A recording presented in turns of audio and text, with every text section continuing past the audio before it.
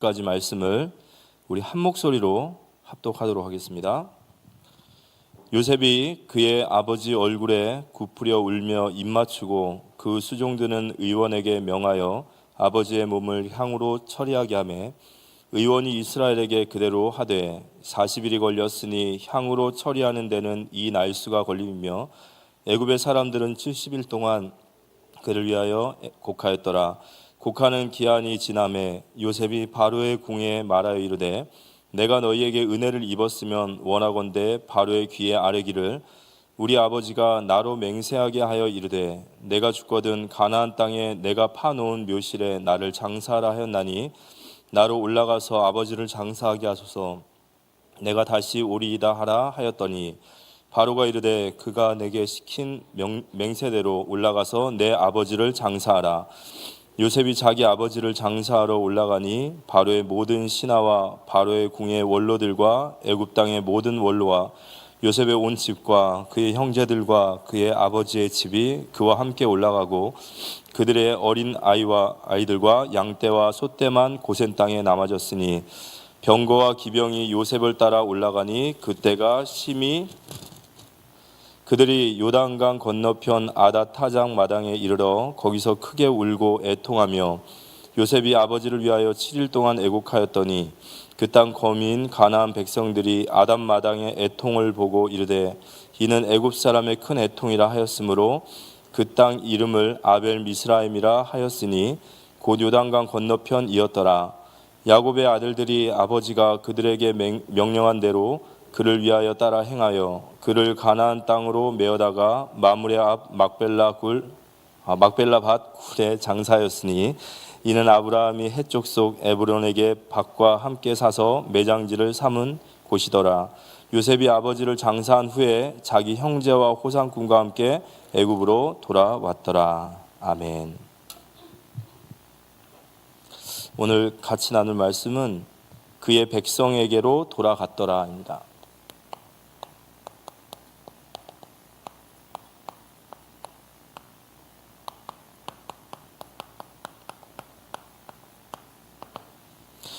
우리 옆에 사람과 인사 나누겠습니다. 은혜가 이깁니다.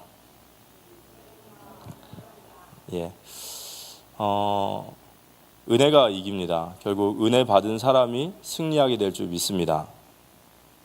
우리 옆에 사람과 또 한번 인사 나누겠습니다. 은혜 받읍시다. 한 번 더 인사 나눌까요? 은혜 앞에 엎드립시다. 이 말씀이 정말 제가 봤을 땐 성경에서 정말 우리에게 귀한 말씀입니다. 올 한 해 동안 우리가 예수를 바라보자라는 말씀을 주셨죠. 예수를 바라본다라는 것은 그 은혜를 바라보는 삶이고 오늘 우리가 야곱의 이야기를 통하여 또 이야기 나눌 것 같이 이 예수를 바라본다라는 것은 이 땅에 살지만 결국 위의 것을 바라보는 삶입니다. 또 유한한 것이 아니라 영원한 것을 바라보는 삶입니다. 그리고 그 영광을 바라보는 삶이죠. 그래서 우리가 예수를 바라보며 올 한 해를 지금 살아가고 있고 또 오늘도 우리가 예수를 바라봄으로 이 자리에 왔습니다. 이 은혜라는 단어는 히브리어에서 여러 가지 단어들이 있지만 헤세드라는 단어가 있습니다. 이 헤세드라는 단어는 하나님의 긍휼과 자비하심이라는 그런 의미가 있습니다. 근데 이 은혜를 우리가 이 은혜를 받는 데 있어서는 성경에 은혜의 세 가지 방편이라는 이야기를 해요. 개혁주의 신학자들이 은혜를 받는 통로, 그러니까 우리가 은혜를 받는 통로는 우리가 여러 군데일 것 같잖아요. 뭐 찬양도 은혜인 것 같고 뭐 여러 가지인 것 같지만 개혁주의자들은 세 가지를 딱 얘기했습니다. 은혜의 세 방편은 하나님의 말씀, 이 말씀을 받을 때의 은혜가 임하는 거예요. 근데 이제 단 조건은 뭐냐? 하나님의 말씀으로 받을 때입니다. 이 말씀을 들으면서도 우리가 하나님의 말씀으로 받지 않는 사람도 많이 있죠. 하지만 이게 진실로 하나님의 말씀으로 받을 때에 이제 우리에게 하나의 은혜가 임합니다. 두 번째는 성례라고 합니다. 이 성례는 우리는 성찬과 세례를 성례라고 하는데 특히 우리는 매주마다 이 성찬을 드리죠. 이 성찬이 은혜가 내려지는 방편이라고 얘기해요. 그리고 마지막 세 번째는 기도입니다. 그래서 말씀과 성찬과 기도가 하나님의 은혜가 내려지는 통로다. 그러니까 우리가 하나님 앞에 어떻게 은혜를 받을 수 있냐, 이 세 가지라는 거예요. 그 중에 특별히 오늘 성찬에 대한 이야기를 가지고 좀 드리고 싶은 것은, 저희가 매주마다 성찬을 드리고 있잖아요. 이 성찬은 우리가 성찬식 때마다 포도주와 떡을 먹죠. 이 포도주와 떡을 먹는 것은 누가 그렇게 먹으라고 지정해 주셨죠? 예수님이, 그죠? 예수님이 지정하신 거예요. 내가 올 때까지 이것을 기념하라. 내 포도주와 떡을 먹으면서 그 포도주는 내가 너희를 위하여 흘린 내 피고, 이 떡은 내가 너희를 위하여 찢은 내 몸이다 라고 했어요. 그러니까 이 떡과 포도주를 먹으면서 우리는 하나님의 은혜, 주님의 나를 위하신 그 은혜를 다시 한번 기억하는 거죠. 그래서 올바른 성찬을 위해서는 반드시 세 가지가 필요해요. 첫 번째는 나의 죄에 대한 슬픔, 이게 성찬의 중요한 요소예요. 그리스도께서 왜 십자가에 죽으셨는가? 나의 죄를 위하여 죽으신 거예요. 그런데 너무도 안타까운 것은 지금도 우리는 죄 아래 있다라는 겁니다. 여기에 대한 슬픔이에요. 애통함. 애통하는 자가 복이 있나니 그들이 하나님의 위로를 받을 것이라.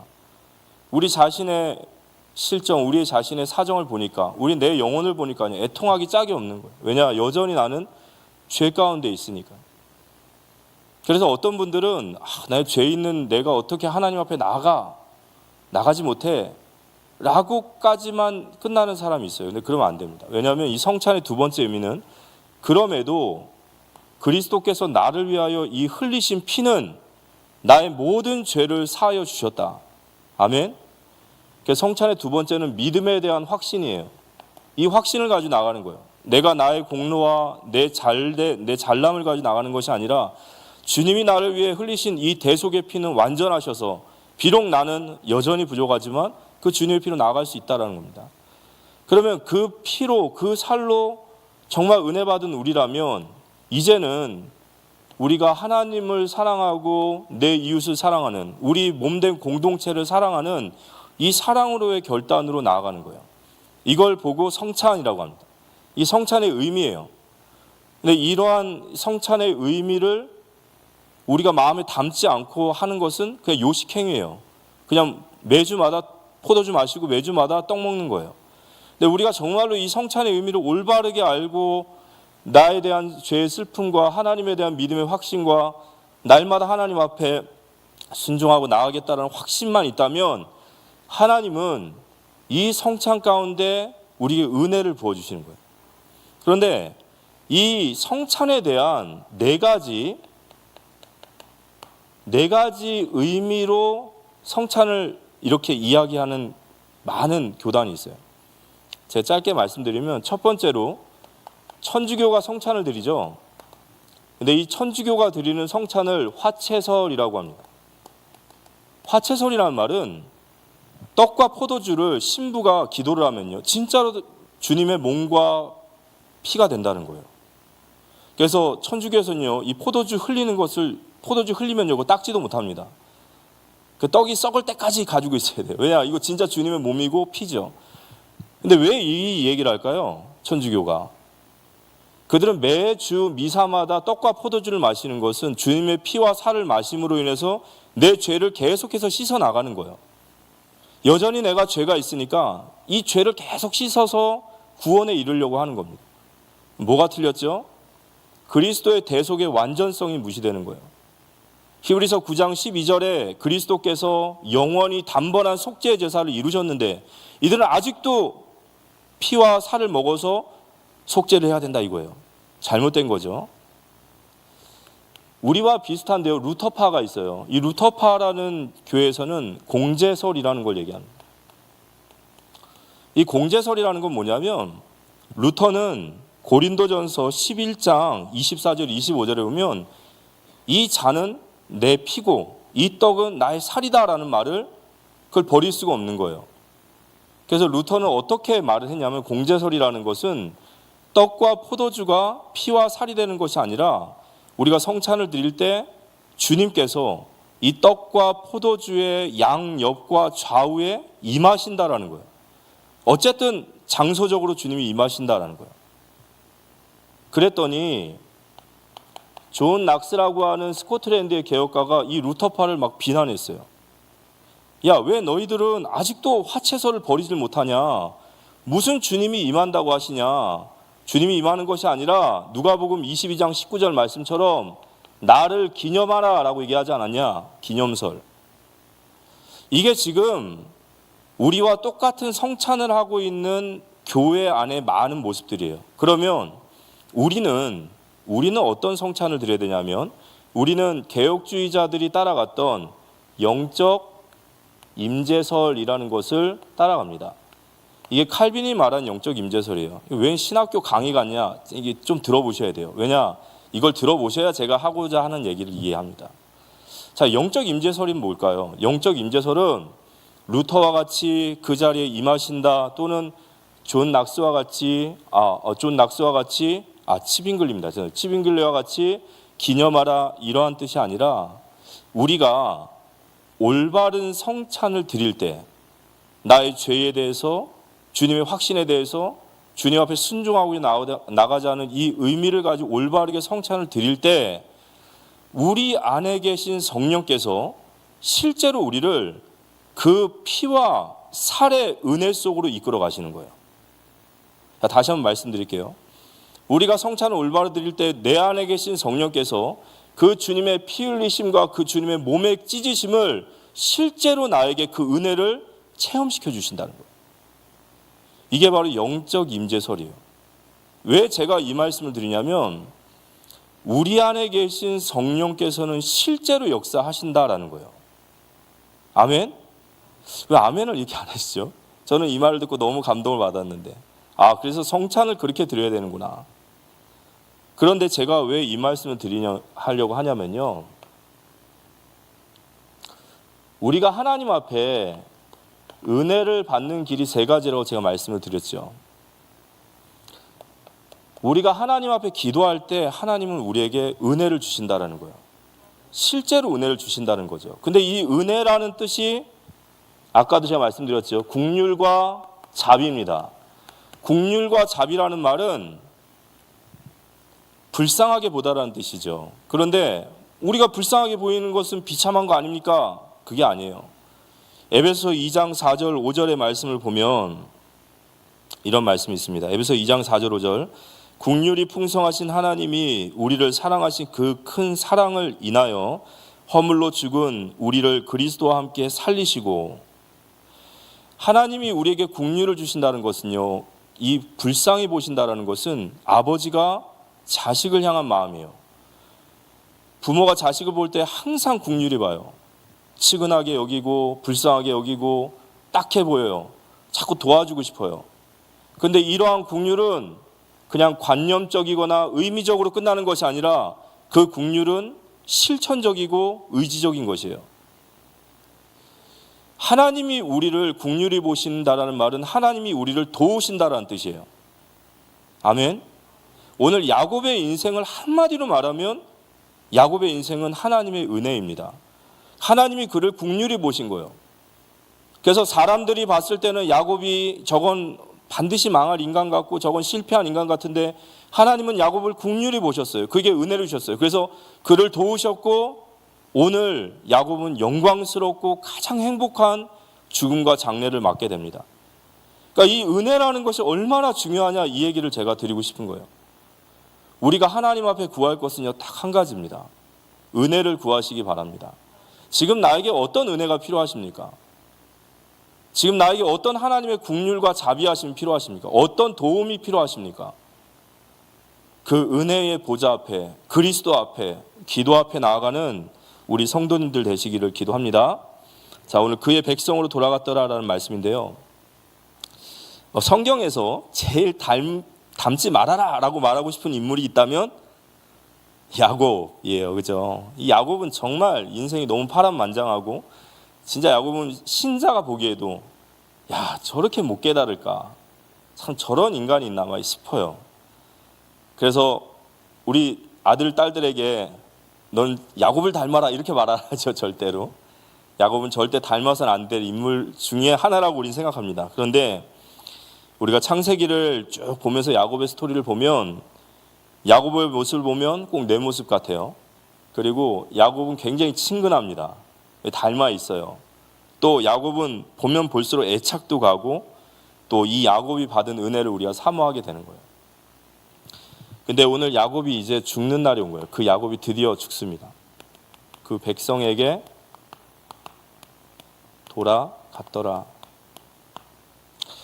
야곱이 죽는 날이 다 됐는데요. 오늘 50장을 보시려면 원래 49장에 야곱의 유언과 마지막 부분이 이어집니다. 29절부터 보면요. 내가 그들에게 명하여 이르되 내가 내 조상들에게로 돌아가리니, 이제 죽는다는 겁니다. 나를 햇사람 에브론의 밭에 있는 굴에 우리 선조와 함께 장사하라. 이 굴은 가나안 땅 마므레와 막벨라 밭에 있는 것이라. 아브라함이 햇사람 에브론에게서 밭과 함께 사서 그의 매장지를 삼았으므로 아브라함과 그의 아내 사라가 거기 장사되었고 이삭과 그의 아내 리브가도 거기 장사되었으며 나도 레아를 그곳에 장사하였노라. 이 밭과 거기 있는 굴은 햇사람에게서 산 것이니라. 야곱이 아들에게 명하기를 마치고 그 발을 침상에 모으고 숨을 거두니 그의 백성에게로 돌아갔더라. 이렇게 야곱이 이제 임종을 하게 되는 거죠. 우리가 이 야곱의 마지막 임종에 그들에게 12 아들에게 축복하는 유언을 전달하고 마지막으로 그에게 했던 마지막 유언, 어떻게 보면 야곱의 소원이 무엇이냐라고 보면요, 다른 것이 아니었어요. 한 가지입니다. 나를 막벨라 굴에 묻으라 이거예요. 내 할아버지 아브라함과 그리고 리브가가 아브라함이 묻혔던, 사라가 묻혔던 그 자리에, 또 이삭과 내 어머니가 묻혔던 자리에, 또 내 손으로 레아를 묻혔던 그 곳에 나를 그곳에 반드시 묻어달라. 이게 그의 마지막 유언이었어요. 막벨라 굴이 도대체 뭐길래 야곱이 마지막까지 죽는 날까지 붙들고 있을까요? 내 백성에게 보내달라. 나에게 백성과 함께 나를 장사하라. 언약이죠. 야곱이 언약을 붙잡고 있는 거예요. 마지막까지. 이 언약과 말씀을 약속으로 딱 붙잡고 있는 거예요. 그의 백성에게로 돌아가리라. 그게 야곱의 언약이었어요. 막벨라 굴에 돌아가리라. 백성에게 돌아가리라. 단순한 이야기가 아니라 야곱의 인생의 지향점을 얘기를 하는 거죠. 야곱은 무엇을 바라보고 갔는가? 야곱의 살아가면서 야곱의 머릿속에는요, 무엇을 생각하고 살아갔고 무엇을 바라보고 갔는가? 언제나 그는 그의 백성들에게 돌아갈 그날을 바라본 거예요. 계속해서 위를 바라보고 산 거죠. 우리가 이 종말론적인 시각이라든지 부활의 신앙이라는 것은요, 어떤 말인지 아십니까? 우리 죽으면 부활한다 이 얘기가 아니에요. 우리가 주님 앞에 설 그날을 이 땅에서 바라보고 살아가는 거예요. 내가 계속 그거 바라보고 사는 거예요. 그러면 그걸 바라보고 사는 삶은 분명히 달라요. 땅의 것을 바라보고 땅의 것을 만족하고 사는 삶이 아니죠. 그러니까 야곱이 정말 이렇게 변한 거예요. 죽는 마지막까지, 그가 마지막 그 순간까지 계속해서 위의 것을 바라본 겁니다. 그래서 그가 막벨라 굴에 이제 묻히게 됩니다. 이제 요셉의 상여에 매여서 그렇게 되죠. 근데 우리가 이 막벨라 굴에 그가 묻혔다라는 것을 보면서 우리가 또 하나 붙잡아야 될 것은 뭐냐면 하나님의 신실하심이에요. 하나님의 약속이 성취되는구나, 우리는 또 봐야 되는 거예요. 왜냐하면 창세기 46장 4절에 하나님 야곱에게 약속하셨어요. 그가 애굽 땅으로 내려가길 두려워할 때 내가 너와 함께 애굽으로 내려가겠고 반드시 너를 인도하여 다시 올라오게 할 것이며 요셉이 그의 손으로 내 눈을 감기리라. 이 말은 요셉이 임종을 지키리라 라는 말만이 아니라 요셉이 너의 모든 장래를 치룰 것이다 라는 뜻이에요. 정말로 하나님의 말씀이 성취되어졌음을 믿습니다. 아멘. 그래서 따라합시다. 우리 인생은 결국 말씀대로 됩니다. 이걸 꼭 기억하셔야 돼요. 그래서 우리는 말씀을 붙잡아야 돼요. 내가 어디 편에 설 것인가? 청년의 때에 창조주 하나님을 기억하라. 우리가 말씀을 딱 붙잡고 나아가는 우리 모두가 되어지기를 기도합니다. 그래서 이제 야곱이 임종을 했기 때문에 이제 장례를 치르죠. 야곱의 장례식입니다. 창세기 50장 1절에서 3절의 말씀을 보면 요셉이 그의 아버지 얼굴에 굽으려 울며 입맞추고 그 수종드는 의원에게 명하여 아버지의 몸을 향으로 처리하게 하며 의원이 이스라엘에게 그대로 하되 40일이 걸렸으니 향으로 처리하는 데는 이 날수가 걸림이며 애굽 사람들은 70일 동안 그를 위하여 곡하였더라. 이 야곱의 장례식이 70일 동안 됐어요. 근데 이 70일간 곡을 하는데 40일 동안 향으로 처리했다라고 나와 있죠. 이걸 뭐라고 하냐면요, 이 이집트 사람들이 말하는 미라예요. 그러니까 40일 동안 이 향으로 그를 다 치리하는 것은 바로 그를 미라로 이렇게 만드는 겁니다. 뭐 속에 있는 장기를 다 적출하고 그 속에 향으로 채우고, 그러니까 이 미라, 이집트 사람들은 영원한 영생에 대한 생각들이 있었기 때문에 그를 이렇게 미라로 향 처리를 합니다. 그럼 모든 사람들이 이렇게 하냐? 그렇지 않아요. 이거는 거의 왕들에 의해서, 왕들이 거의 하는 장례법입니다. 그리고 30일간 그를 위해 애곡했더라.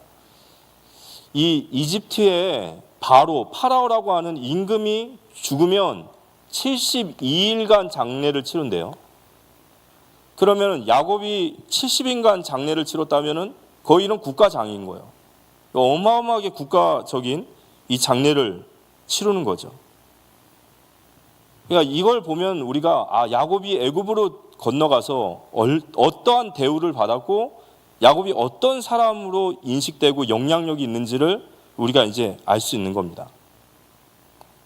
근데 우리가 놓치면 안 되는 것은 뭐냐면 야곱이 이러한 어마어마한 대우를 받고 이런 엄청난 영향력을 펼칠 수 있는 이유는 누구 때문이죠?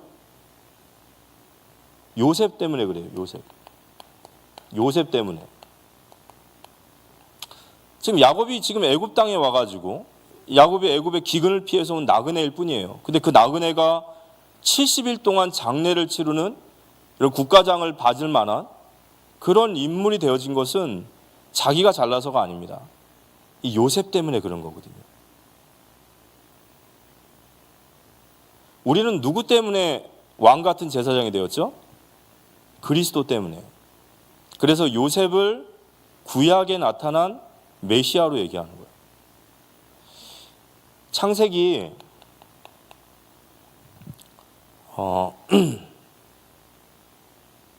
창세기 37장 2절 보면은 이제 요셉의 이야기가 시작이 되거든요. 근데 요셉의 이야기의 시작에 뭐라 나와 있냐면요, 야곱의 족보는 이러하니라. 그리고 요셉이 나와요.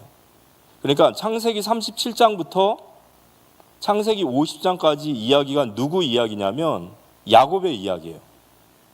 그리고 야곱이 죽음으로 인해서 그 다음 12지파 이야기로 넘어가는 게 성경이에요. 근데 이 야곱의 모든 이야기 속을 누가 가득 채우죠? 요셉이 가득 채우는 거예요. 우리를 왕 같은 제사장으로 만들어주신 그분이 누구시냐? 바로 그리스도신 거예요. 아멘. 그분이 우리를 왕 같은 제사장으로 만들어주신 거예요. 마찬가지로 야곱의 인생을 이렇게 존귀하게 만들어진 것은 요셉 때문에 그랬습니다. 우리가 이걸 통해서 뭘 배워야 될까요? 우리가 그리스도를 바라보는 삶이 되시기 바랍니다. 야곱의 인생을 이렇게 존귀하게 만드신 분이 누구냐? 이것만 확실해도 신앙생활은 제대로 되는 거예요.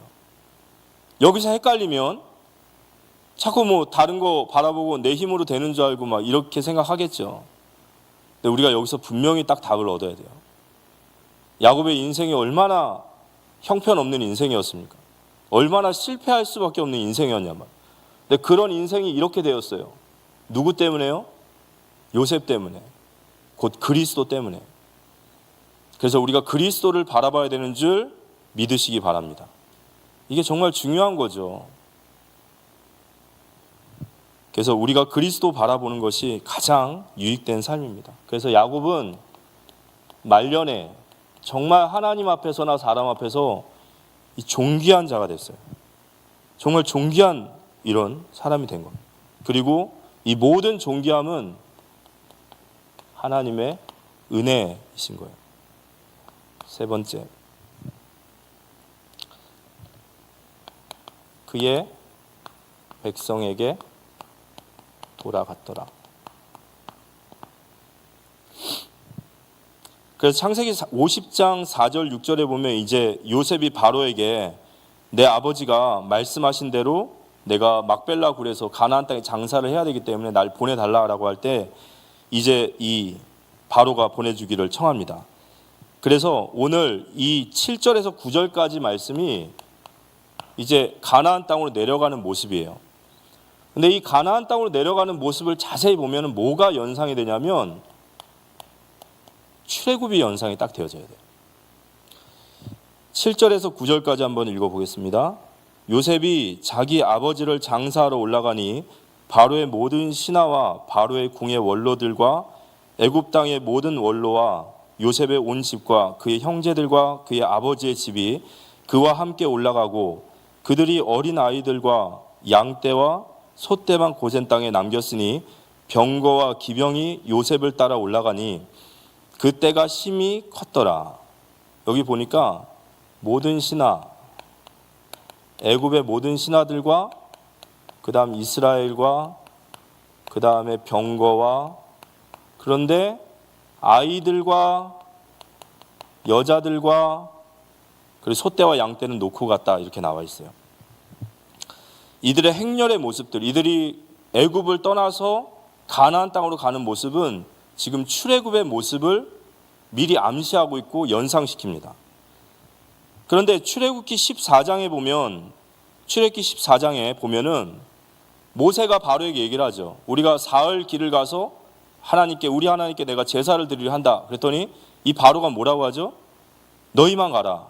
너희만 가고 여자들과 아이들과 그 재물은 놔두고 가라. 근데 결국에는 모세는 그 모든 것을 다 가지고 오죠. 그래서 출애굽기 14장에서는 이스라엘 모든 백성들과 여자들과 아이들과 금, 보화를 다 가지고 애굽을 떠나서 영원히 애굽으로 돌아가지 않아요. 그렇지만 오늘 출애굽기 49장과 50장에는 이들이 떠나는데 요셉이 떠나는데 이스라엘과 모든 이런 애굽에 있는 원로들과 병거들과 함께 가지만 여자아이들과 그리고 어린아이들과 그 다음에 소떼와 양떼는 가지 않는 겁니다. 그리고 다시 애굽으로 돌아오는 모습이 있어요. 그래서 순서도 같아요. 어떻게 갔냐면요. 모든 신하들이라고 했는데 출애굽할 때 분명히 이방인들이 있었어요. 그리고 이스라엘 백성들이 있었고 여기에 이스라엘 백성들 속에는 여자아이들과 아이들과 근데 여자들이 다 있었어요. 그리고 그들의 모든 양떼, 소떼, 금은 보화가 다 있었어요. 그리고 나서 그 뒤에 마병과 기병이 따라오기 시작합니다. 이 모습이 사실은 출애굽하는 모습과 같아요.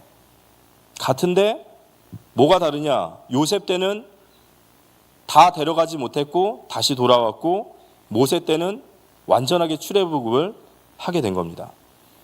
오늘 이 부분에 대해서 주석가들은 뭐라고 얘기하냐면 요셉이 이렇게 가나안 땅으로 갈 때 마병과 기병을 옆에 둔 것은 외적으로 봤을 때는 호의를 하기 위해서라고 하지만 사실 요셉은 굉장히 중요한 인물이에요. 애굽에 없어서는 안 될 인물이기 때문에 그가 이방 땅으로 갔다 돌아오지 않으면 곤란하잖아요. 그래서 마병과 기병을 그때 함께 이렇게 나아갔다라고 얘기를 합니다. 그래서 겉으로 보기에는 호의 같지만 사실은 애굽의 통제하에 있는 것이고 자유롭지 못한 거예요. 그러니까 절대로 애굽의 허락이 없이는 바로의 손에서 나갈 수 없는 모습이 지금 요셉의 모습이에요. 그런데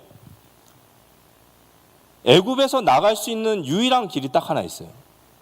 그 길이 뭐냐면 오늘 야곱이 죽은 후에 애굽으로 나가듯이 내가 죽으면 돼요. 애굽은 죽어야지만이 나가요. 나중에 요셉도 이 애굽에서 가나안 땅으로 갈 때 언제 가냐면 백골이 되어서 나가죠. 절대로 바로의 손에서는 빠져나가지 못합니다. 죽어야지만이 돼요. 송장이 돼야지만이 나가요. 그런데 이곳에서 살아나갈 수 있는 유일한 길이 있어요. 출애굽기 14장에서는 이스라엘 백성들이 죽지 않고 그들이 생명을 가지고 나왔습니다. 그들이 어떻게 나왔죠? 그 유월절에 어린 양의 피인 거예요. 유월절에 어린 양의 피를 바를 때 그들은 이 바로의 손에서, 이 죽음에서 빠져나올 수 있는 거죠. 그래서 오늘 이 말씀 속에서 이 애굽 땅은 그냥 육신적인 이집트라고 말하지 않아요. 이게 정말 사단의 손에 있는 죽음과 사망의 땅이거든요. 반대로 가나안 땅은 새하늘과 새 땅이에요. 야곱이 막벨라 부르를 바라보고 살았다라는 것은 영원한 하나님의 나라 새하늘과 새 땅을 그는 계속 바라보고 살았던 삶입니다. 그런데 이 새하늘과 새 땅으로 갈 수 있는 유일한 길은 그리스도의 보혈의 공로, 그 대속의 은혜가 아니면 절대로 이 새하늘과 새 땅에 갈 수가 없는 거예요. 그래서 오늘 이들이 애굽으로 갔다가 가나안 땅으로 갔다 다시 돌아오게 됩니다.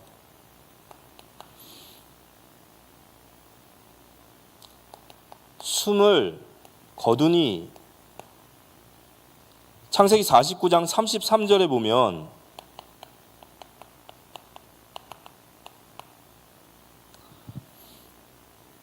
야곱이 아들에게 명하기를 마치고 그 발을 침상에 모으고 숨을 거두니 그의 백성들에게로 돌아갔더라, 이런 말이 있어요.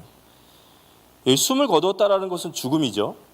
그리고 그 백성에게 돌아갔다라는 것은 새하늘과 새 땅으로 갔다라는 뜻이에요.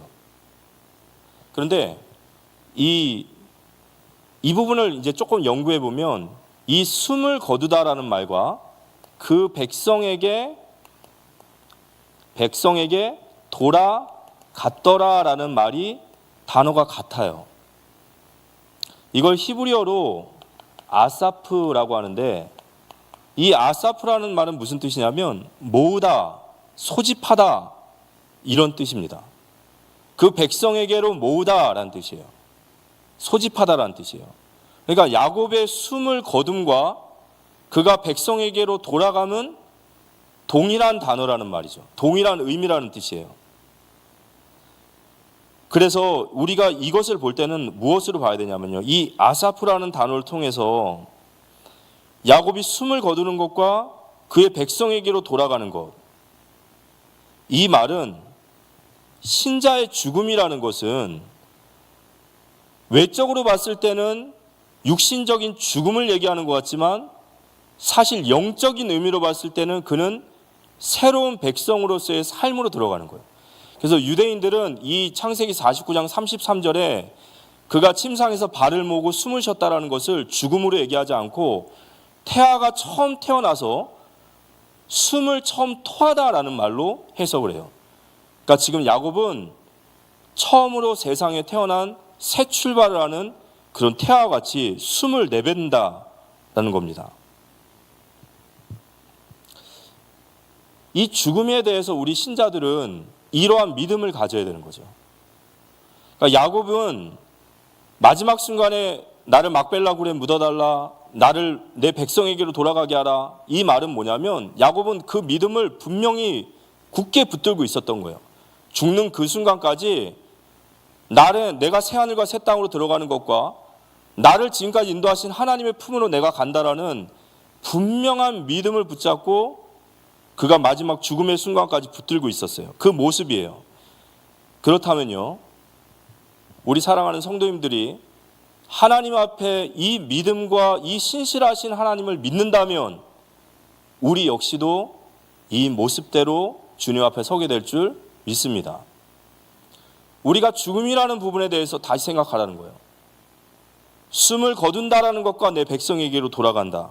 이 말입니다. 이 사탄이요, 우리를 마지막으로 공격하는 게 뭘까요? 우리 예를 들어서 돈 없어서 뭐 한다? 죽겠다. 밥 없어서 뭐예요? 죽겠다. 힘들어서 뭐예요? 죽겠다. 뭐 다 죄다 죽겠답니다. 근데 성경에 보니까 이 사탄이 우리에게 결국엔 우리를 붙잡고 있는 것은요, 사망이에요. 죽음입니다. 그래서 고린도전서 15장 55절 57절에 보면 사망아 너의 승리가 어디 있느냐? 사망아 내가 쏘는 것이 어디 있느냐? 사망이 쏘는 것은 죄요 죄의 권능은 율법이라. 우리 주 예수 그리스도로 말미암아 우리에게 승리를 주시는 하나님께 감사하노니. 아멘. 사탄이 우리를 공격할 때는요, 결국 사탄이 우리에게 할 수 있는 최고의 무기고 최악의 상황은 뭐죠?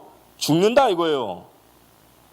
그런데 그 사탄의 사망의 권세를 이길 수 있는 유일한 인간은 바로 이 믿음과 약속을 붙잡고 있는 신자입니다. 우리만 이길 수 있어요. 우리는 이 땅에서 숨을 거두면 뭐라고요? 숨을 걷는 그 순간 우리 백성에게로 돌아가는 거예요. 그래서 칼빈은 이렇게 얘기했어요. 죽음은 믿는 자에게 형벌이 아닌 영생의 강으로 가는 문이다라고 그랬어요. 우리에게 죽음은 형벌이 아니에요. 신자도 불신자도 똑같이 죽지 않습니까? 불신자의 죽음은 형벌입니다. 하지만 우리의 죽음은 형벌이 아니라 그 영생의 강으로 가는 문인 줄 믿으시기 바랍니다. 이게 우리 신자들이 바로 죽음에 대한 태도고요. 그리고 뭐 우스갯소리로 그러잖아요. 죽여봐라 하는 사람보다 무서운 사람 없다면서요. 우리는요, 이 땅에서 하늘의 영광을 보고 가다가 우리 마지막 숨 거둔 날 주님 앞에 칭찬받는 그 일만 남아있는 줄 믿으시기 바랍니다. 자, 마지막으로 세 번째는 그의 백성에게 돌아갔더라. 이걸 제가 계속 쓰는 이유는 뭐냐면요, 야곱이 이러한 인생을 살았다라는 얘기를 지금 전달해드리고 싶어서 그럽니다. 야곱은 그의 백성에게 돌아가는 그 삶을 꿈꾸며 계속 나아간 겁니다. 50장 1절에 보니까 요셉이 그의 아버지 얼굴에 굽으려 울며 입맞추고 라는 말이 있어요. 이 얼굴에 굽으려 울었다는 것은 얼굴과 얼굴을 마주치고 서로 목을 감싸안고 울었다는 거죠. 이제 아버지가 돌아가셨으니까요, 요셉이 얼마나 슬프고 얼마나 통곡하겠습니까? 이 야곱과 이 요셉이 처음 만났을 때 그 목을 껴안고서 펑펑 울었던 그 장면과 똑같은 단어를 썼습니다. 이 속에 분명히 슬픔이 담겨 있어요. 그렇지만 이러한 죽음의 슬픔 속에서도 분명한 것은요, 야곱과 요셉은 같은 믿음을 가지고 있었어요. 이 죽음 앞에서도 그들은 분명히 같은 믿음과 같은 서로가 분명히 서로를 알고 있었습니다.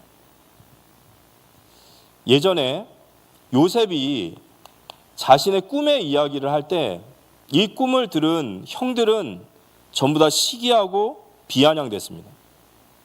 근데 창세기 37장 11절에 보니까 형들은 비웃지만 야곱은 그 말을 간직해 두었다라고 그랬어요. 야곱이 그 꿈 이야기를 들은 거예요. 그런데 요셉이 죽었어요. 그런데 어느 날 요셉이 살아있다라는 소식과 함께 요셉을 딱 만나게 됐습니다.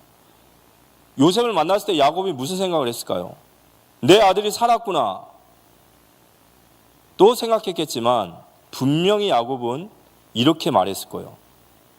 정말 하나님은 하나님의 말씀을 이루시는 분이십니다.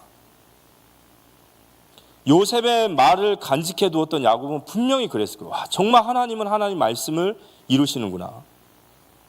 요셉이 형들 앞에 섰을 때 요셉 역시도 그 꿈에 대한 생각을 했을 거예요. 정말 하나님은 하나님의 말씀을 지키시는구나.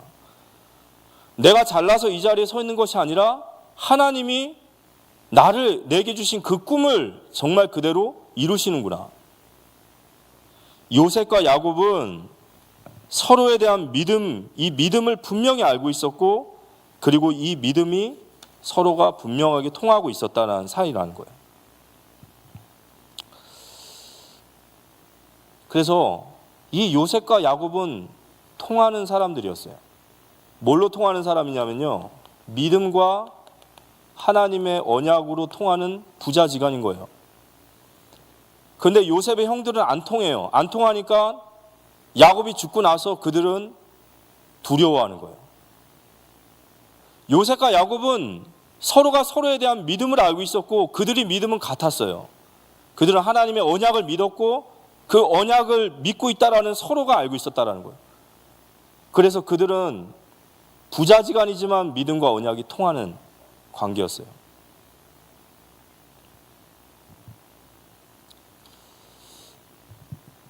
왜 이게 중요하냐면요, 오늘 이 말씀 속에서 가장 중요한 것은 오늘 야곱의 이 죽음과 장례는, 제가 봤을 때 야곱은요 정말로 행복한 사람이에요. 정말 행복한 사람이고 정말 영광스러운 죽음을 맞은 사람이에요. 그 평생 동안 그의 백성에게로 돌아가니라 라는 하늘의 것을 바라보고 위의 것을 바라본 야곱의 마지막의 인생을 하나님은 이렇게 정말 그의 행복한 모습, 그 영광스러운 모습으로 나타내신 겁니다. 왜 이게 그렇게 행복할까요? 왜 이게 그렇게 행복하고 왜 그렇게 영광스럽죠? 야곱이 이제 요셉을 마지막으로 보고선 임종할 때 그 야곱이 요셉의 믿음 안에서 그를 바라보면서 야곱은 아마 이런 생각했을 거예요. 내가 이제 더 너에게 바랄 것도 없고 내가 더 너에게 아쉬울 것도 없다는 거예요. 마음의 흡족함으로 아마 야곱은 임종했을 겁니다. 왜냐, 그 요셉의 믿음을 알고 있으니까. 오늘 이 말씀이 우리에게 주고자 하는 말씀은 뭐죠? 우리의 마지막 순간에 우리의 자녀들과 우리의 후손들 앞에서 우리도 더 바랄 것도 없고 더 아쉬울 것도 없고 정말 흡족하다는 말을 우리는 할 수 있겠냐 이거죠. 그리고 우리가 바란다라고 말할 때, 우리가 우리 자식들에게 안타까워하고 우리 자식들에게 바란다고 말할 때 그것 또한 그 내용이 위의 것입니까? 아니면 땅 아래 것입니까? 이거죠. 오늘 이 얘기를 가만히 저희들이 묵상해 보십시오. 야곱이 위의 것을 바라보고 살았던 삶이 과연 그 미련한 삶이었는지. 오늘 야곱이 전달한 언약과 믿음은 위의 것이었고 그의 백성에게 돌아가는 삶이었단 말이에요. 영원한 것이었다라는 거죠. 이 영원한 것이 전달될 때 우리 역시도 야곱과 같이 더 바랄 것도 없고 더 이제 아쉬울 것도 없고 내 마음의 흡족함으로 내가 주님 앞에 서게 될 줄 믿으시기 바랍니다. 이게 하나님이 주신 가장 큰 행복이죠. 우리가 우리 후대들에게, 우리 교회의 우리 후대들에게 우리 마지막 순간에 그러한 생각을 할 수 있다는 거, 그게 가장 큰 행복이라고 생각합니다. 가장 큰 영광이라고 생각합니다. 그래서 우리는 이 영원한 것을 전달해야 돼요. 근데 이 영원한 것을 전달할 수 있는 유일한 비결은 딱 하나예요. 내가 그 사람이 돼야 되는 거예요. 내가 백날 말을 해도 그거 아니에요. 여러분, 가족은 내가 너 위의 것을 바라봐라, 영원한 것을 바라봐라, 아무리 말을 해도 내가 위의 것을 바라보는지 땅의 것을 바라보는지를 가족이 알까요, 모를까요? 알아요. 그걸 모를 수가 없어요. 내가 아무리 너 위의 것을 바라봐라, 네 영원한 것을 바라봐라, 내가 아무리 영원한 것을 바라보고 있다 해도 내 가족은 나를 압니다. 내가 위의 것을 바라보고 사는 사람인지 아니면 땅의 것을 바라보고 사는 사람인지. 오늘 야곱과 요셉이, 야곱이 130세 때에 애굽으로 왔어요. 그리고 147세에 죽었습니다. 17년간 같이 있었어요. 이 17년이라는 시간 동안 야곱이 요셉에게 신앙을 가르치고 믿음을 가르치고 한마디도 없어요. 그런 말은 없습니다. 도리어 어떤 말이 있죠? 야곱이 하나님을 바라보고 하나님을 의뢰하고 하나님 앞에 변화되고 하나님께 성장하고 이 모습만 있는 거예요. 우리 자녀들이 하나님의 택한 백성이라면 우리가 위의 것을 바라보고 있는 부모고 선배라면 그 택하신 자는 반드시 하나님의 시간표에 따라 그 아이를 일으켜 세우실 줄 믿으시기 바랍니다. 이 아이가 택하심을 받은 아이라면 반드시 그 시간은 와요. 그걸 우리가 걱정할 건 아니에요. 그래서 우리가 신앙을 위해서 뭘 주고 뭘 해주고 다 중요하죠. 그렇지만 진짜 우리가 믿느냐, 내가 진짜로 예수 그리스도를 믿느냐, 우리가 믿는다면 하나님의 택하신 자녀를 하나님이 세워가실 줄 믿으시기 바랍니다. 그리고 오늘 이러한 영광스러운 삶을, 그 마무리를 행복한 사람으로서 주님이 마무리해 줄 거라고 믿습니다. 분명한 것은 이 시간이 손살같이 다가올 거라는 거예요. 그리고 우리가 그때 생각할 때는 이미 늦었습니다. 우리가 정말로 이러한 영광스러운 모습으로 또 하나님 앞에 가장 행복한 사람으로서 설 수 있도록 우리 자신이 바로 서는 은혜가 임하기를 기도합니다. 우리가 정말 하나님 앞에 기도해야 될 거죠. 우리 자신이 바로 서지 못했는데, 내가 하나님의 나라를 보지 못하고 그 영광의 나라를 보지 못하는데 어찌 우리가 우리 후대들에게 그 영광의 나라를 보라고 말합니까? 그래서 우리가 변화되는 은혜를 받기 기도합니다.